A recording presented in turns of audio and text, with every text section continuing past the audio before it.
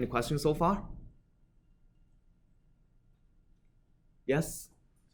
How does that function choose the quadrature points and weights?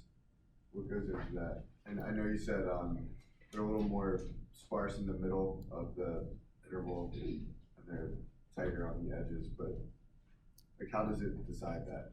How does it decide that? So the algorithm for Gauss computing Gauss quadrature points has evolved for basically 100 years. So it was initially proposed by Gauss. At that time, like there was no computers, and basically they have to calculate by hand what are the Gauss quadrature points. And but because Gauss quadrature points is already very useful with like 5 points, so they actually spent a lot of time calculating the Gauss quadrature points for up to say 10 points by hand, basically solving n plus 1. No, not n plus 1. Solving these 2n nonlinear equations to get these 2n numbers. So the 2n numbers are the locations, n locations, and n weights. And the 2n equations you have to solve are the fact that like when you plug in any polynomial of order 2n minus 1, which have 2n degrees of freedom, right? So you have the constant term, you have first order term up to 2n minus 1th order term in the polynomial. So you have to solve 2n equations, get 2n unknowns, and people did this by hand, like up to something like 10 points. But after computer was invented, there has been a series of advances in algorithms of how to compute them. So it turns out there are much smarter ways than just solving these 2n equations. And a lot of the nowadays one of the quite very simple and pretty accurate algorithms is use what's called orthogonal polynomials. So there are a set of orthogonal polynomials whose 0 point. So in this case, if you want to integrate a uniform function, the polynomial corresponding to these axes are called the Legendre polynomials. So Legendre polynomials is a set of orthogonal polynomials. You can compute every polynomial from a linear combination of the previous 2 polynomials times a simple function like x squared and I don't remember what, but like you can.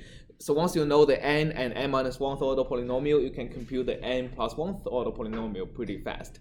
And if you can have an algorithm to find the root of these polynomials, these turns out to be exactly the Gauss quadrature points. Now you have the roots of the polynomials, then getting the weights. If you know the x, then getting the weights is simply solving a set of linear equations, which turns out to be pretty easy. But there are these are sufficient usually for the number of quadrature points we want to use in finding elements. But people have invented algorithms that can scale to a lot more points. There are even people who invented algorithms that goes to like 1 million points in Gauss quadrature. These are it's pretty rare to see applications that needs 1 million points in Gauss quadrature, but like you can do that. All right. Any other questions? Yes. Why don't we have to recalculate the Gaussian points and weights for each set of our element distribution? Right. That's a good point. So in practice, you just need to shift them and scale them. Okay, and that was being done in that for loop. Yeah, what's done in the for loop, we are recalculating these quadrature points, but in practice, a lot more computational efficient ways to shift them and scale them. So for example, if I do that, right? So I get a bunch of axes and weights, and if I also do that, I also get a bunch of x and weights. But they are exactly, so first of all, the x are exactly linear to each other. For example, if I can do a figure and I can plot xl and xr, you can see they lie on a line. So they lie on a perfect line. They are just a shift and scale of each other. Also, if you plot the weights, they are also lying on a simple line. Well, the weights, because the weights goes up and down, so the first weight is exactly the same as the last weight, and the second weight is exactly the same as second last weight. So this is why there are only 3 points instead of 5.